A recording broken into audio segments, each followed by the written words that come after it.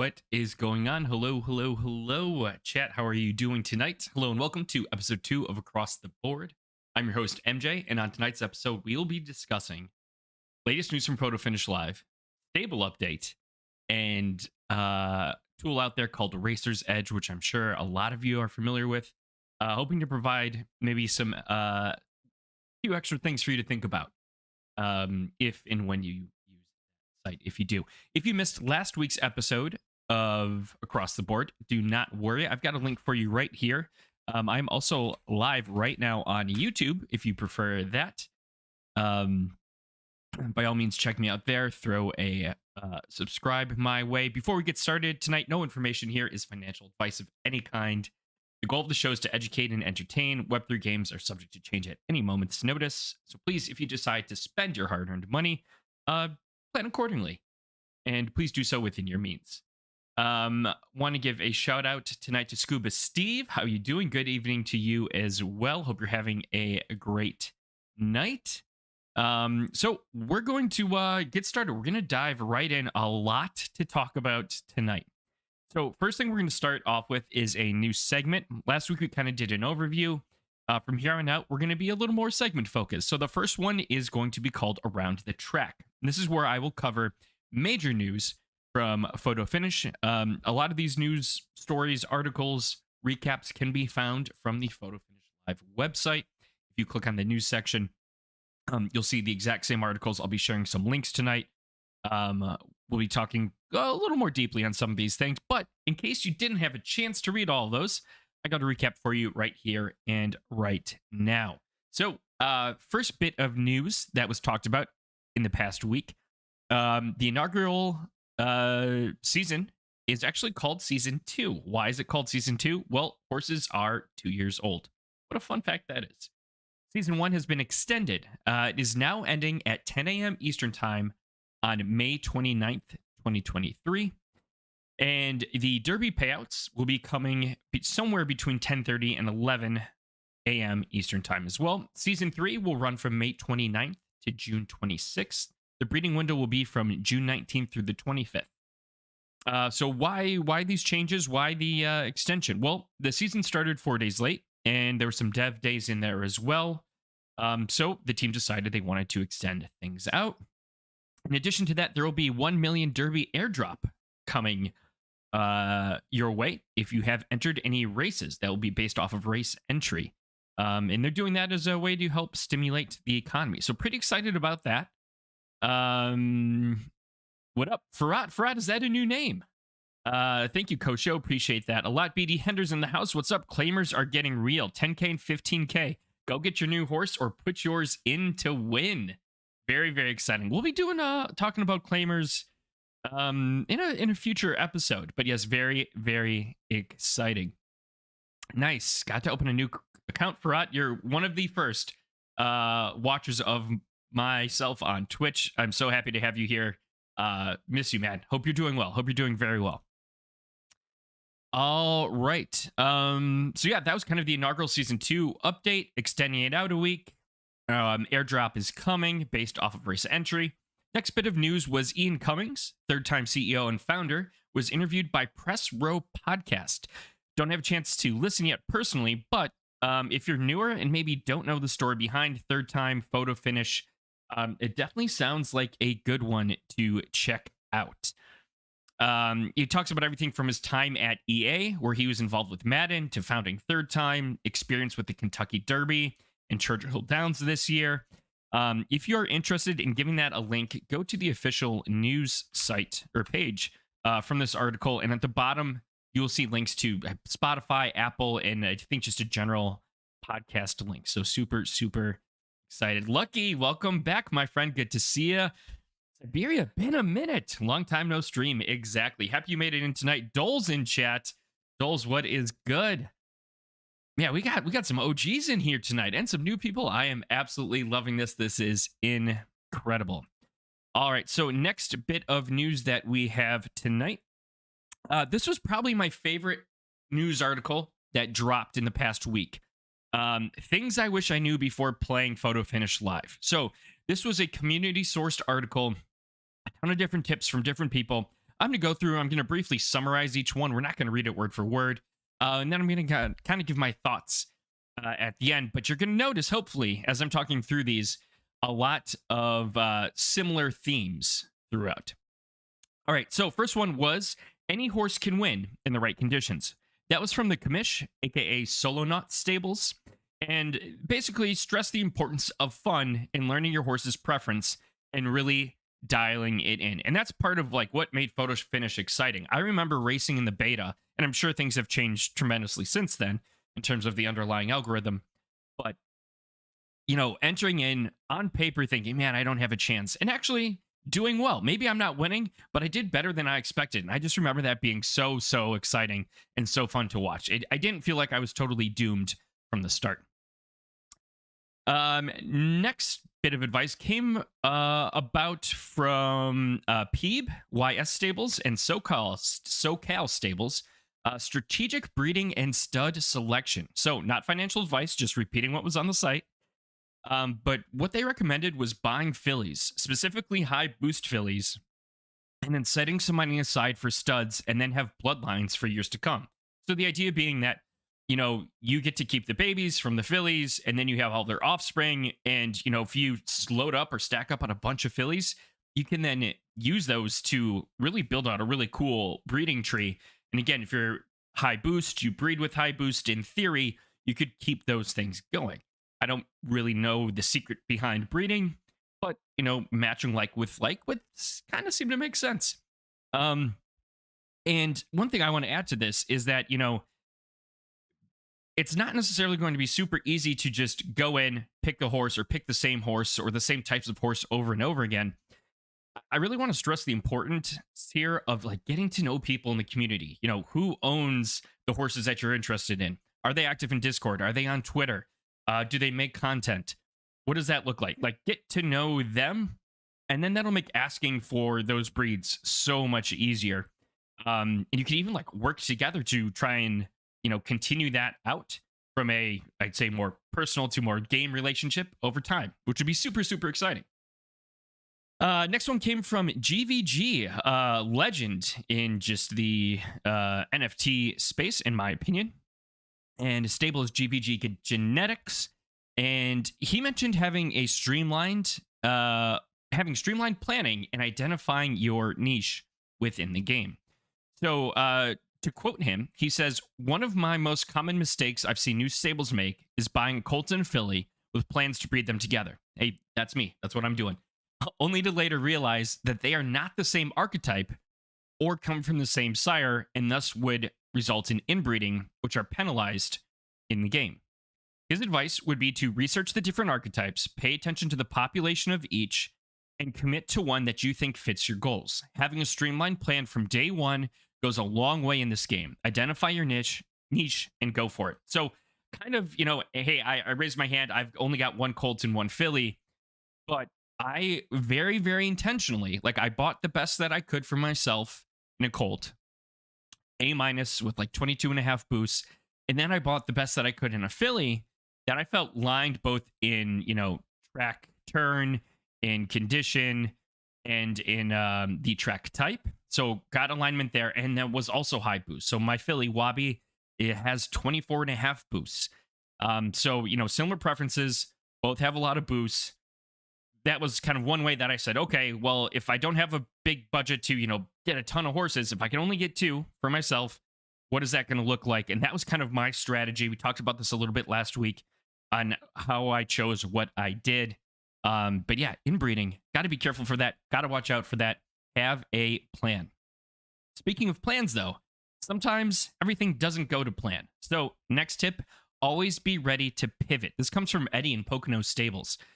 Kind of piggybacking off that strategy, Eddie preaches the importance of being nimble and being able to adjust to the game as the meta could change over time. So when I think of that, I mean, there are a million different ways that the meta could change based off of market conditions or game conditions, changes to the algorithm. But the most immediate thing that comes to mind for me right now is age and being able to find that sweet spot of when to hit retirement. I think that's kind of crucial to optimizing your performance. So, you know, is my horse, as the seasons progress, how is it aging? Is it aging well? Is it running better? Is it running worse? Looking at your profitability, entering in paid races, how does that compare to previous seasons, previous age? I think that's like an immediate, I'll say, pivot point within this game that you have to be hyper critical, hyper aware of. Going to take a minute right here just to go hit up chat. I've seen it blowing up on the side. I want to give a shout out to sounds like Zedrun issues only on a different chain. Not really. I haven't run into issues yet, but it's still very early on. But Darthside, so happy you're here tonight. Detroit Zed says, what do you suggest to buy first, Colts or Philly? Well, we're talking about that right now. Perfect timing. One, buy what you can afford. Buy what makes sense to you. But kind of what has been said is, from the tips that I've just read, is it was recommended to buy a Philly so that way you can, continue out and have some control over, your horse's lineage, your stable's lineage over time. So that may be a direction if it makes sense for you. If there are high boosts within your budget, it may be worth checking out. Also, pop in Discord. We talked about community. Get to know people, talk to people, see what they recommend, see what they have available. Look at the market. Educate yourself before you make any choices. Premier Stables, what is up? How are you doing tonight? Lucky says, been looking at photo finish a lot over the last week. Love watching the races run. Great visuals. Absolutely. It's just super, super, super exciting. It feels much more like a true simulation. Flying Henchman said, is there a discount for breeding with your own stud, or it is whatever the fee you set and you put the stud on the market? So don't quote me on this, Flying Henchman, but I believe that you can breed. If you breed in-house, one, you can isolate that breed so it's never out in the market, so it's automatically in-house. Two, I believe you pay just a breeding fee or like a breeding tax when you do it in-house, so that would be heavily discounted. Don't quote me on that, but that's how I remember reading it when I was preparing for last week's show notes. Jax says, when breeding with your own stud, you can either pay $100 to breed with your private. Oh, perfect. Thank you, Jax. Appreciate that. Or list publicly for X amount, then you essentially pay yourself plus the 20% breeding fee. So yeah, about $100 it looks like to breed privately.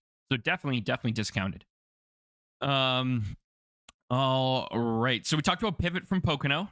And aging, I really feel, is going to be that, first big pivot point within the game. There we go. Okay. So next tip comes from Anon Atreides, aka Tombstone Stables. Understanding a horse's preference in breeding dynamics. So Anon Atreides of Tombstone Stables, say that 5 times fast. Also known as Mike Sowers. I hope I'm pronouncing that correctly. Mike and I chatted a bit throughout the past week. Super good guy. Looking forward to having him on the show, hopefully in the coming weeks. But what he did was he put together a spreadsheet of all of the horse data. So I mentioned these boosts. You're looking to buy a horse. Want to see what's out there. So we're going to pop over. I'm going to show this to you right now, chat. Got it up. I know it's tiny. Bear with me here. We'll make it a little bigger, but just for kind of demonstration purposes here. So you can see that we have the mint address. This is also like a horse ID, the gender, I think this is the filly ID, the stud ID, the grade. So horses are graded from SSS to SS to S, then to A, B, C, D, and so in their plus and minuses with each one of those. Again, highly recommend checking out my overview from last week if you haven't seen it already. And then here are the boosts. So these numbers are all out of 3. You have start, speed, stamina, finish, heart, temper, direction, track preference, so dirt or turf, the track boost, the condition, soft or firm, condition boost. Again, it's from 0 to 3 stars. And so this grade, this is your overall horse rating.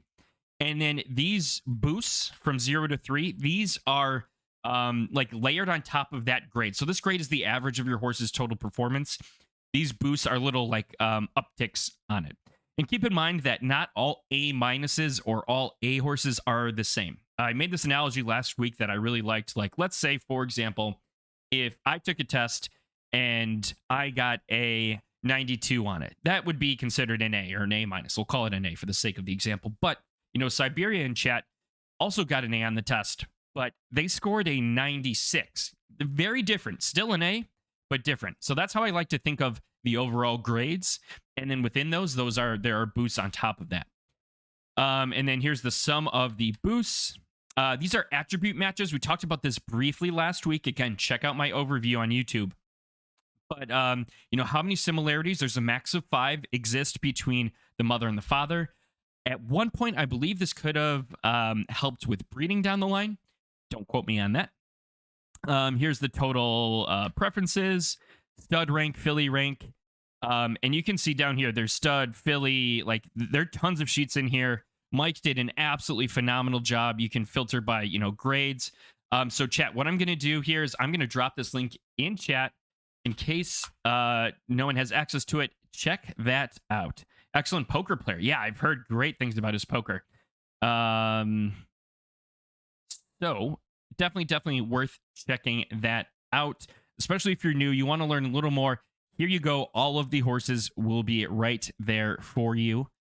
And then next, so after that, boom, shared the URL. Scuba Steve from Scuba Doobie Stables brought up the point of what preference matches and how they work and what that means for breeding. So again, we talked about how I built my stable, having like for like, trying to match that up, trying to align that for breeding. We're learning together, chat. I'm still learning a lot about this game, what it involves, how to maximize, optimize. But this is also why I'm doing the stream, so we can learn, discuss, share, talk together. So preference match is important, what that means for breeding. We're going to talk a little bit more about preference matches with some, I'll call it intermediate race selection a little later. Next tip comes from Mo, another great streamer. He is streaming Third Time Thursday tomorrow. Check him out. Streams on Kick. Mo Knows, MOKNOWZ of Bigfoot Stables. Stress the importance of networking and community involvement. So get to know people, get involved, learn before making a decision on purchasing, racing, anything. Do your part to educate yourself as much as possible. Get involved with the community, whether it be Discord, streaming, or Twitter even. This next tip comes from a old friend of mine, Lacey, from Valkyrie Racing, and she talks about the importance of blueprinting your strategies. So whether you're looking at racing or breeding or crown and that track ownership aspect of things, Lacey used, I think, a really cool analogy. It's like building a house. And you got to figure out, what pieces, what rooms, what square footage matters to you. How big of a footprint do you want? Do you want, racing, breeding, crown? Do you want to do just racing? Do you want to focus on just breeding? You've got to figure out what, square footage, what footprint you want in your house, and then what pieces go together. How do you want to build that out? Is it complete? Can you afford complete? Do you only want to focus on one aspect of things? Really, really, really important to think about. Can't stress that enough. Then David HRC. His tip was don't put the cart in front of the horse. So we talked a lot about education tonight. Check out his Medium post right here, and we can show this on screen as well. I may review this on a future episode, but read through this, especially if you're new. Here's how to sign up. Here's how to buy Derby. Here's how to buy a horse. Again, if you sign up, you don't need a crypto wallet even. You can do it with just a username and password. You'll get a free trainer horse. You can experience the game. You won't necessarily know all the boosts associated with a trainer horse, but it's a good way to kind of get in with very low entry bar and very accessible too, very frictionless. I onboarded a friend of mine and he was able to get in I think like 5 minutes. Let's see. Detroit says, no idea what you're referring to, but it sounds awesome. I am in. We're talking about Photo Finish Live. Sabir says, I'm waiting to win the trainer series. It's almost over for the season, but they may have another one after. Don't quote me. That'd be exciting. That would be exciting. Yeah, there is a slight cash reward, I believe, if you interact with a certain tweet on Twitter for the trainer series. Otherwise, it's just kind of points and bragging rights. Next up on the list, this is a really important one. But Wolof from Wolof Farms, have fun and make connections. Have fun. At the end of the day, it is a game. But also don't forget to network. And that's almost in a way a big part of the fun. I still talk to people that I've met from many different games, other games, throughout my time in, the Web3 space. And I love meeting people from all over the world. It is so cool. Farad, if you're still here, my guy, we're halfway around the world from each other. But a big fan. I feel close. I feel like we're friends. It's very, very cool. So have fun, make connections, get to know your community. So that kind of wraps up all the different tips. If I were to take all those, package them all, and summarize them, I would say you've got to do 3 things. These would be my 3 big tips. Tip number 1, learn. Hop in Discord, hop on Twitter, get involved with the community, whatever that looks like for you. 2, read the documentation, read the guides, watch the YouTube video that I posted from last week as an overview. Use the spreadsheet from Mike Sowers. Get yourself a training horse and practice, again, with 0 commitment. Tip number 2, strategize. So racing, nail down your horse's preference. Breeding, learn and educate, going back to learn, step 1, what may or may not work together and why. And then finally, crown. So is this something you're interested in getting involved with? Is it something you're interested in earning? Speaking of crown, the white paper just dropped this past week. I just dropped the link to the Twitter post in chat. And crown was also listed on CoinGecko. So pretty big news, pretty big announcement there. And then finally, rule number 3, you got to have fun with it, right? At the end of the day, it is a game. We're here to have fun. Hopefully, making money is not guaranteed in any capacity. So at least, have some fun with it. That is something you can control. All right. Going to circle back to chat here before we move on. Smup in the house from VBA. How are you doing, my friend? Welcome, welcome, welcome. Happy to see you here. Lucky, thanks for the subscribe on YouTube. Appreciate that. Scuba Steve, thank you for the subscribe as well. Appreciate you. If you donate Sol or USDC, please let me know in chat, because I would love to properly thank you. I don't get notified of that. I only get notified of cash donations. But I appreciate you, whether it's a penny or $1 billion. Thank you so much. But please let me know so I can thank you.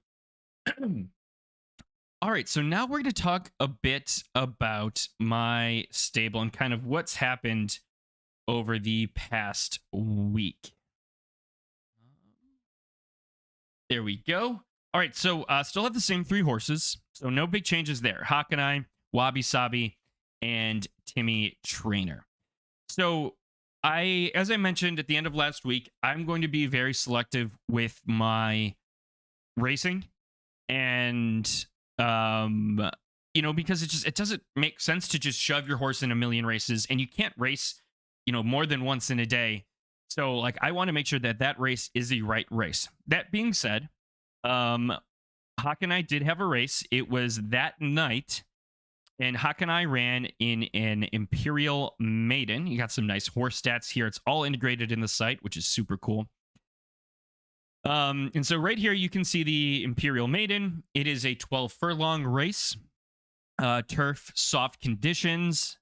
Turf left soft. That's a given as to why I chose it. But the other reason why I chose this particular race, why the distance, was because outside of start, which is 0 out of 3 boosts, and Hakanai being an A-, temper has 2 out of 3 boosts, and condition having 2 out of 3 boosts, Hakanai has 3 out of 3 boosts everywhere else. So to me, in my mind, when thinking about those extra stats, just the finish, the stamina specifically being 3 out of 3, heart being 3 out of 3, can handle big races, 11 out of 12. Maybe he doesn't like maidens. Maybe that's not good enough for him. Don't know yet.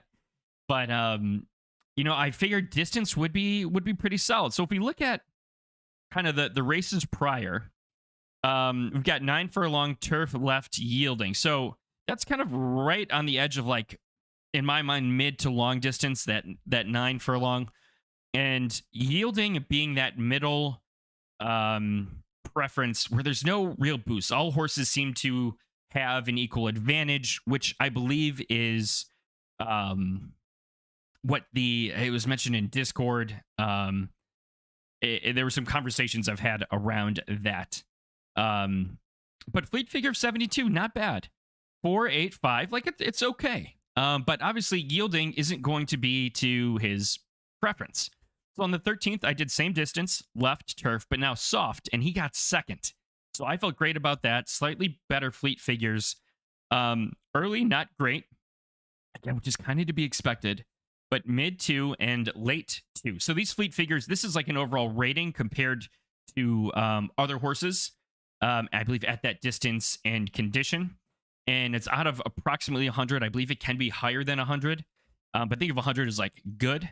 And you'll see that we'll talk about this a little later when we go over Racer's Edge, but certain grades of horses may have more of an artificial ceiling on them, so they're not necessarily going to not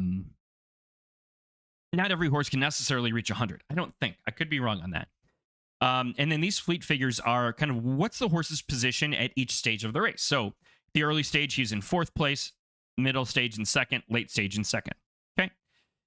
So then on the 15th, 9 furlongs, turf, left, good. So not a good choice, but kind of intentional. I just wanted to see. I had that itch. So good and fast, that's the opposite end of soft and sloppy. So I knew that this was not an ideal condition for Hakanai. Ended up finishing 6 out of 8. Lowest fleet figure, started off horribly, mid was not good, and late was not good either. But kind of to be expected, right? Kind of to be expected. So then let's fast forward to last Tuesday night. I decided to go longer distance because, again, he doesn't have the start, but he's got the stamina and he's got the finish at 3 out of 3 boosts. 12 furlongs, left, turf, soft. Boom. I'm checking all the boxes there. I'm feeling pretty good about that. And then fleet figure, though, 68. Like, what? So early was 2. 2nd place. Started off strong. Mid, not so. Mid was great too. That was 2nd. Late though, he just completely fell off. Completely fell off. Absolutely horrible. So it got me thinking a little bit. We've got some similar conditions between the Kangaroo Island Maiden and Imperial Maiden. 11 horses, 12 horses, similar entry, both maiden races, both soft turf left. The only difference being the distance. Obviously, the horses in that race are going to be different as well, right? It wasn't a completely, closed loop experiment repeating itself. So, this makes me wonder, and this is all speculation, but it makes me wonder if that Hakanai might be more of a mid-distance horse. So I could be interpreting this wrong. Bear with me here. But if I look at a 9 furlong race, and I were to break it out into early, mid, and late, I'm going to say it's 3 furlongs, 6 furlongs, and then finally 9. Okay? So at 3 at a shorter distance, doesn't have a good start, higher number, right? And then does much better there because we're out of that start range, those early distances, and some of his other boosts can take over, in theory. But if we look at this 12 furlong race, you've got, break that down into thirds. That's 4, 8, and 12, right? So early is 2.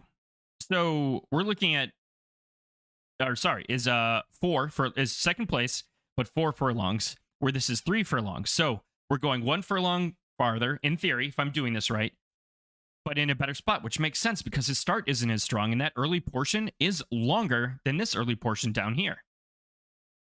Mid, 2nd place. So that's right around 8 furlongs. Cool. 9 furlongs in ideal conditions. Did well. Then finally, we have late, 12, completely fell off. So I'm wondering if, despite his boosts and his A- grade, and this was capped at an A- race, we'll take a look at this right now. So all the horses were A-. And obviously different horses, some may be, just incredible horses within that A- grade. But I wonder if it's the distance. that's throwing things off. Stabber, how you doing? We are talking about Photo Finish Live horse racing game. So chat, let me know if you think I'm crazy. Let me know if you think I'm kind of onto something here. But you know, I'm definitely gonna lean maybe in like, I might check out like 8 furlongs next. 8, 9, 7, 8, 9, 8, 9, 10. I might look in that range, looking at, you know, obviously left, obviously turf, and then hopefully soft or sloppy. We're going to talk about how to, in theory, maximize your chance of getting the track condition you want in a little bit. Siberia says try 7. I kind of like that. Siberia, let me know why you are recommending 7 versus 8. But yeah, chat, talk it out. We are community. Let's learn. Let's grow together. All right. So now we're gonna shift gears a little bit. Last week, of my owned horses outside of Timmy Trainer, there's no real updates. Only one race. I hope to get in more next week. Wabi was supposed to run tonight. I had a 6 furlong left turf soft, if not sloppy race, and only 2 horses filled it. So I was a little sad about that, but that's okay.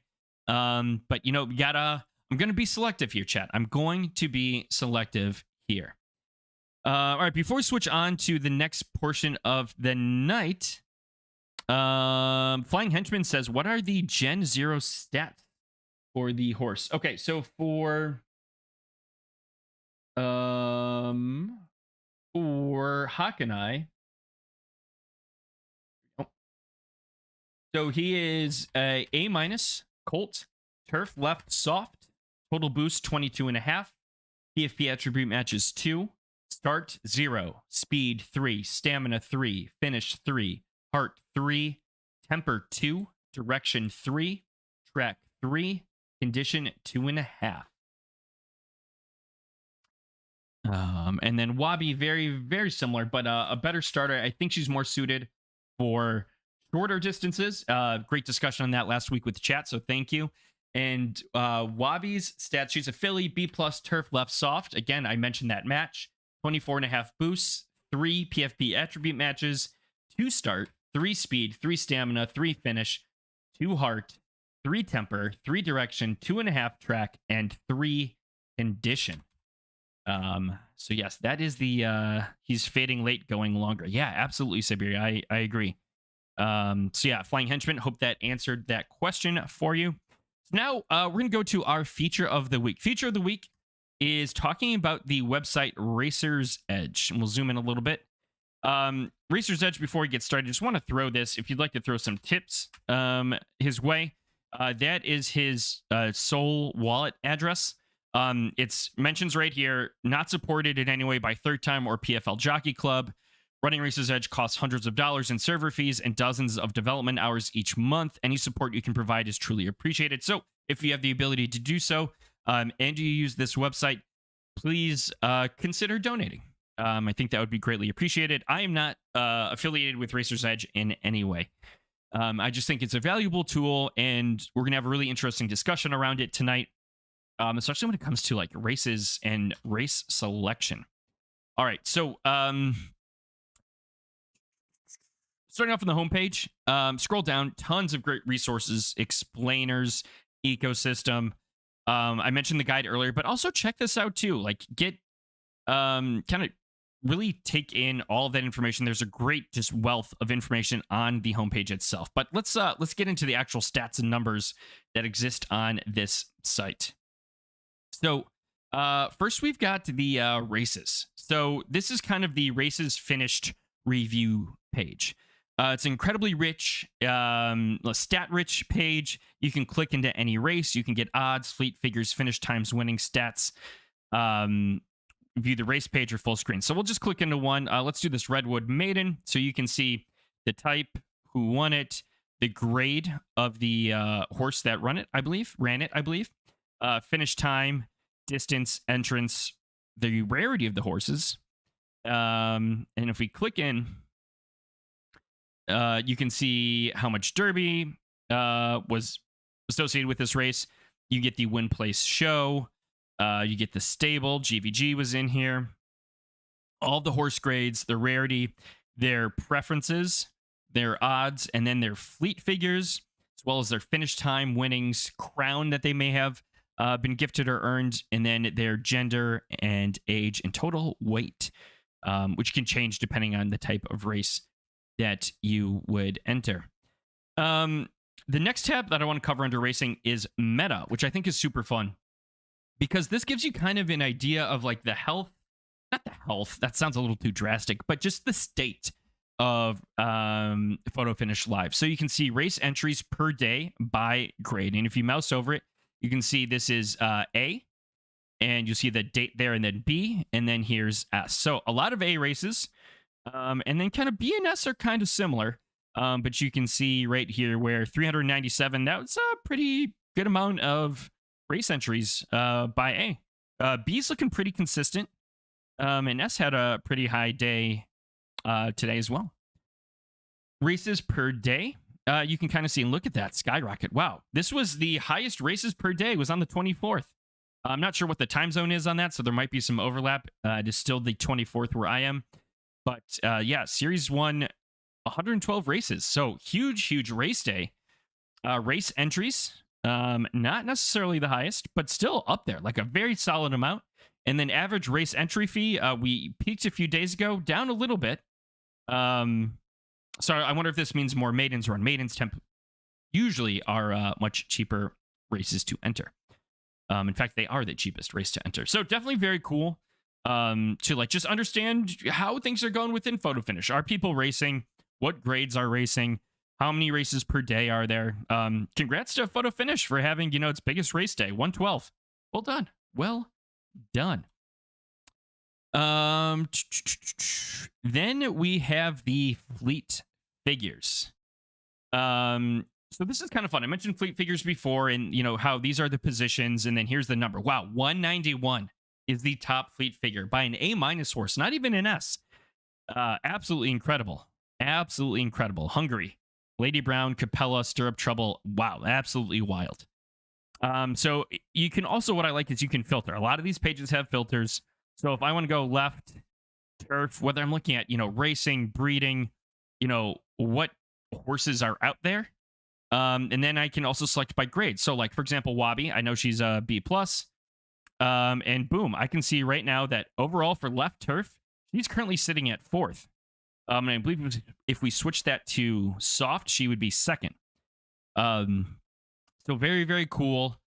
And what I think is important here is like understanding how you stack up.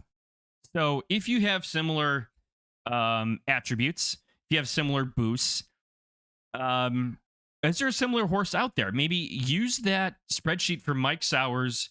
Are there comparable horses on the market? Have they been running? What distances have they had success at? Maybe, I'm not saying this is for sure, but maybe you could cross-reference that and try and see if there may be some gaps in selecting a distance that you may have missed. So how would I go about doing that? Well, I would go I'd click into Wabi, and you can't see it on my screen, but the URL is racersedge.app/horse/ and then there's just a random string of numbers and letters. That is the horse ID. That is the ID in the Mike Sowers sheet. So if you have a horse, see what that, try and find a comp. Maybe you could try and identify distance preference. I don't know. Don't quote me on it. Speculating. But it might be something that I'm interested in checking out. If you click this little ticket icon, you can see all the different boosts, preferences, and things for the horse right here. View on Magic Eden, Racer's Edge, and view in game. Very, very cool. So speaking of, we'll get to horses in a minute. Again, not proven, no idea, but I think there could be something there. Maybe check it out. If we go back to racing quick, before we go to horses, this might be my favorite tab of the past week. And this one is the weather tab. And so what this is this will look at your weather chance. 0, 20, 40, 60, 80. So when you're going to select a race, let's see if I click in here. You're going to see, let's go to races. You're going to see a number right here. Okay, this one right now that's live, 80% chance of rain.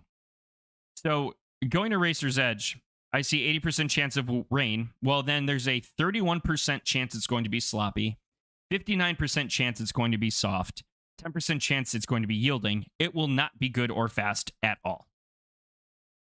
So, and then if we scroll down, you can also see based off of, the horse's preference. So if you have dirt, soft, and then you have 3 stars, well, yeah, you definitely want to be racing because this is where these horses win.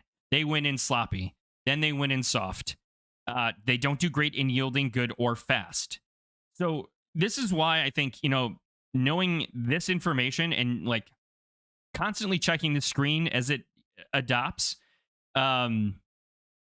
is really, really important. Hey, yeah, Sours, no problem at all. Glad you made it in tonight. Hope you're having a great week. So what I did was I copied this. This is all this. I didn't do anything special outside of just changing a little bit of the presentation.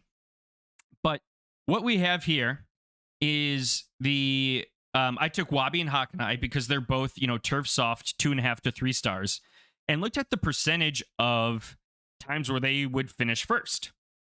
So I really need to focus on sloppy races for them. Soft may be okay, but once we get out of these 4 squares, everything really starts to drop off significantly. So I know where I need to be. I need to be sloppy or soft, ideally sloppy. Then I go over to weather. And again, I put this into percentages as well and did some conditional formatting on it just to make it kind of really pop and stand out for you. So with a 100% weather chance, there's a 76% chance that I get sloppy. So if I'm trying to optimize and maximize my horse's potential, I'm trying to minimize the external variables that are outside of my control. I really, due to my horses in my stable being, very strong boost preference to left turf, soft conditions, being soft and sloppy, I really want to focus on sloppy. So I'm looking for a 100% chance of rain and 80% chance of rain because that hits those 4 corresponding squares that we see down here. And if I really want to give myself the best chance of winning, in theory, not guaranteed, I really need to focus on sloppy. So I need to look at 100% chance of rain to give myself the best chance of getting the conditions that I want. Yielding feels kind of like a no man's land for me. Especially when we look at this here, the percentage of times you finish first. It just goes straight up halves from soft. So definitely a big drop off there. So something to consider. All this information that I'm talking about right now, it's just not color coded, but it is all on Racer's Edge. Here's the link right there.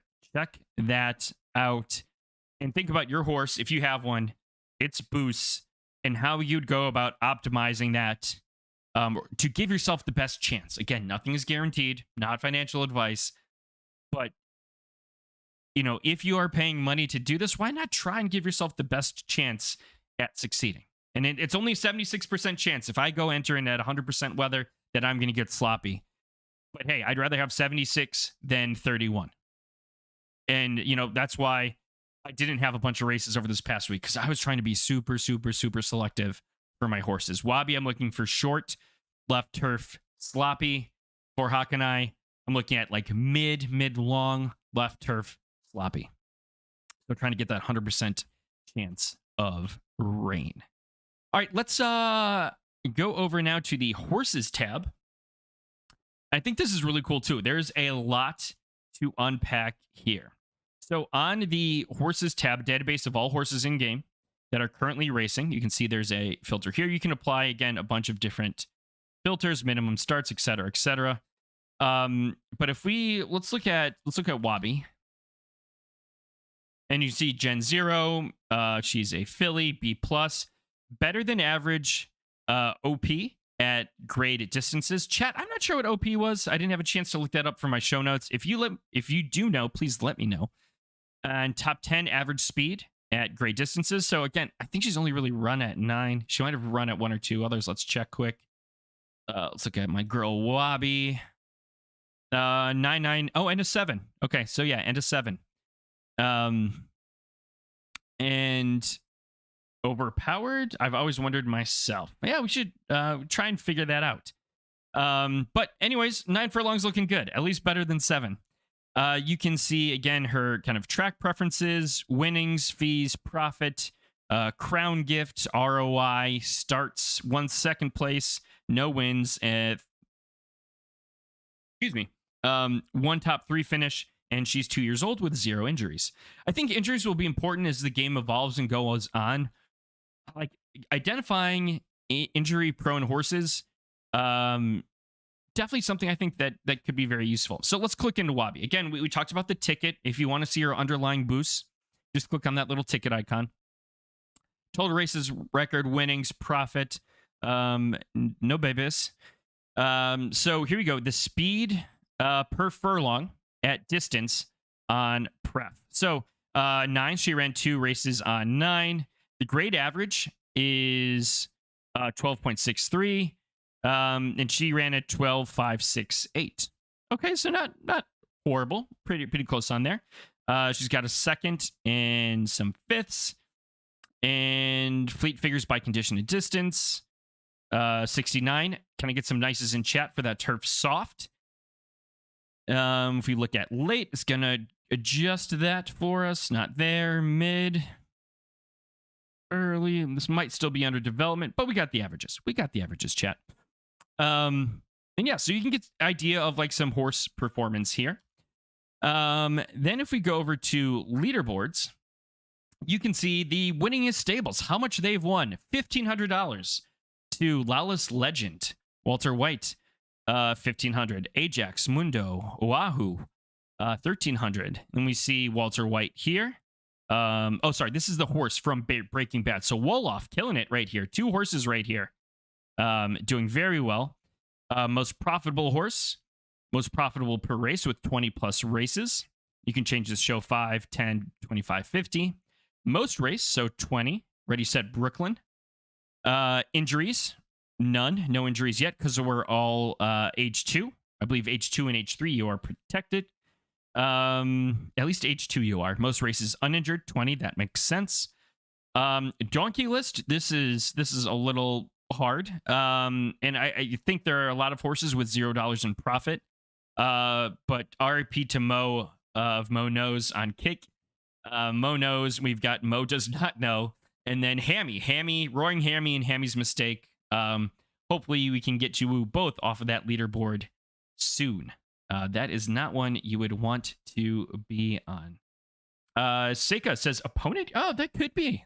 I think it means they are better than average at the grade at those distances. Nice. Okay, I like that. Maybe it means oppositional ponies. Ops. Get it? Ops in photo finish. So now we got the meta. So we talked about, meta for the races. Now we've got meta for horses. So how many S plus horses are there? How many S? How many S minus, etc. All the way down. Overall winnings by grade. And you kind of see outside of this S blip here, but there are also only 3 horses, so it kind of makes sense. How it kind of goes, it goes up, down, back up, kind of peaks, follows kind of the number of horses, and then continues to do so, and then falls off as we go. Overall profits by grade, foals by season. There are 2,400 horses racing in season 0, which is really called season 2. Handicap winnings by grade and handicap profits by grade. So again, like not financial advice. It's not necessarily an easy game to just make money. And here's, check it out. Like you can see it for yourself. Nothing is guaranteed. Breeding data and breeding barn. Breeding's not open, so there's nothing here. Sales history, though, this is interesting. You can see the horse, the stable, gender, grade, the price. Mouse over to see that US dollar, which is also here. Buyer, seller, and sold on. So if you want to get kind of an idea of the market, you can do so here. It means on preference. Thank you, Jaxed.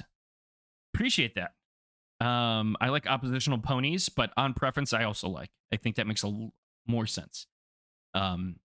But yeah, oppositional ponies. I think for the sake of the stream, we'll refer to them as the oppositional ponies, aka the ops. Next, we're going to go to stables. So here again, Wolof. Not too surprising that Wolof is up here, but total profit, ROI, winnings, crown, fees, races, win, place, show, horses racing. He can even, I think I'm cutting some of it off. Where's that scroll bar? There it is. Oh no, not much really. It ends with foals that you have. And then you've got a leaderboard here as well. We're going to click into Wolof. Excuse me, 12 horses, 156 races, 75 times in the money, profits, and here's their stable. So you get an idea of the horses that are in here. Super, super comprehensive, tons of details, just great overviews. Highly, again, recommend checking out. And if you have the ability to do so, throw a tip Racer's Edge way. NFT owners, we're just talk about at a high level. You can see these were the tickets. You've got the PFPs. You've got the ticket metrics. You can see the, again, overview of grades and things.